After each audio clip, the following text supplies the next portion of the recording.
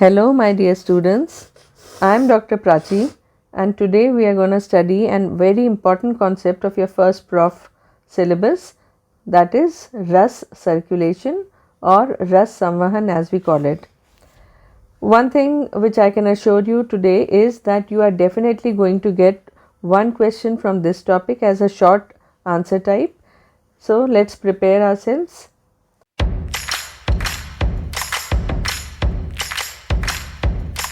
Word itself means circulation. तो रस संवहन का मतलब होता है रस का बॉडी में सर्कुलेशन, और ये किस प्रकार से होता है इसको समझने के लिए हमें ये जानना ज़रूरी है कि हम शरीर में रस कहाँ पर स्थित होता है, जो कि आपको मालूम है हृदय में होता है, और वहीं से ये पूरे शरीर में पंप होकर पहुँचता है। यानी हृदय से ऊपर की ओर जाने वाली जो 10 धमनियाँ हैं और नीचे की ओर जाने वाली जो 10 धमनियाँ हैं, तिरछी जाने वाली 4 धमनियों द्वारा शरीर में ये भ्रमण करता है। इस प्रकार से रस धातु का संवहन जो होता है उसमें सबसे बड़ा योगदान होता है वायु का, और वायु में भी व्यान वायु का। व्यान वायु के साथ साथ समान वायु का भी उल्लेख है, और ये उल्लेख दिया है आचार्य शारंगधर ने। समान वायु तो शारंगधर जी ने बताया है, बाकी सारे आचार्यों ने व्यान वायु की उपयोगिता यहाँ पर बताई है। ये समान आचार्य शारंगधर ने रस को हृदय में ले जाने के लिए समान वायु की उपयोगिता बताई है, और ये भी साथ में मालूम है कि समान वायु अग्नि के समीप रहती है।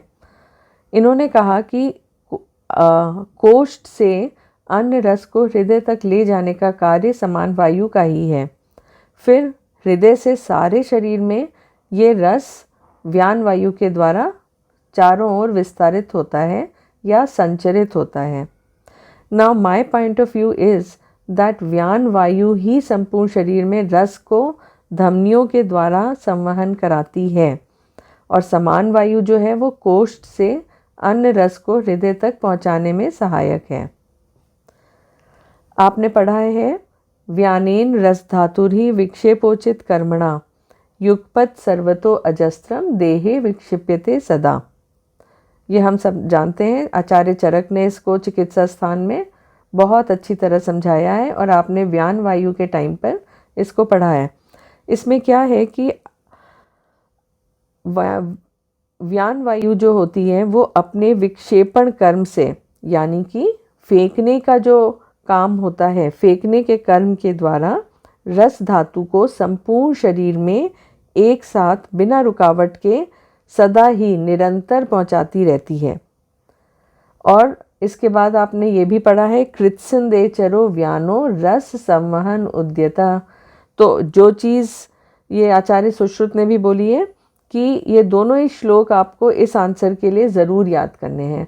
एक व्यानेन रस धातुर्हि, दूसरा कृत्सन देचरो। व्यान वायु सदा बिना रुके हुए रस को संपूर्ण शरीर में विक्षेपित करता है, और अगर यह कहीं रुक जाए तो क्या होगा, कोई ना कोई विकृति उत्पन्न हो जाएगी। एक और कॉन्सेप्ट जो चला आ रहा है वो रस संवहन में बहुत इम्पॉर्टेंट है। आचार्य सुश्रुत ने एक और कॉन्सेप्ट जो रस संवहन का बताया है वो भी बहुत महत्वपूर्ण है। वो ये है कि शब्द अर्ची और जल के तरह शब्द अर्ची जल संतानवत अणुना विशेष अणुधावत्येव शरीरम केवलम। इसमें इन्होंने ये बताया है कि रस धातु शब्द, अग्नि और जल की तरह ही अत्यंत अणु रूप में या अत्यंत सूक्ष्म रूप में हमारे शरीर में संचरण करता रहता है। इसके लिए 3 उदाहरण भी दिए गए हैं, शब्द संतानवत, अर्ची संतानवत एवं जल संतानवत। ये उदाहरण ये स्पष्ट करते हैं कि अन्य रस का रस धातु में परिवर्तन होने के बाद सारे शरीर में इतनी सूक्ष्मता से प्रसार होता है कि जिस प्रकार से शब्द या साउंड, प्रकाश या लाइट, अर्ची जिसको कहते हैं, और जल यानी वाटर, इनके प्रसार की तरह ही ये भी अति सूक्ष्म रूप में शरीर में संचरित होते रहते हैं। और ये प्रसार धमनियों, सिराओं और स्रोतों के द्वारा होता है। अब आचार्य डल्हर के अकॉर्डिंग रस जो होता है उसकी ऊर्ध्वगति जो होती है वो हमेशा अग्नि के समान है। अग्नि आपने देखा है हमेशा ऊपर की ओर उठती है, राइट। सो जो रस है अगर वो ऊपर जा रहा है तो उसकी जो ऊपर की गति है वो अग्नि के समान है। इसी प्रकार हमेशा अगर देखा है आपने जल हमेशा हायर लेवल से लोअर लेवल की ओर चलता है। तो इन्होंने कहा जो अधोगति है शब्द की, सॉरी, जो अधोगति है रस की वो जल के समान है। और जिस प्रकार से साउंड वेव्स हर डायरेक्शन में चारों ओर फैलती हैं, चारों दिशाओं में, उसी तरह से जो ये इसकी तिर्यक गति होती है वो शब्द के वेव्स के समान होती है। तो ये चारों ओर फैल सकता है।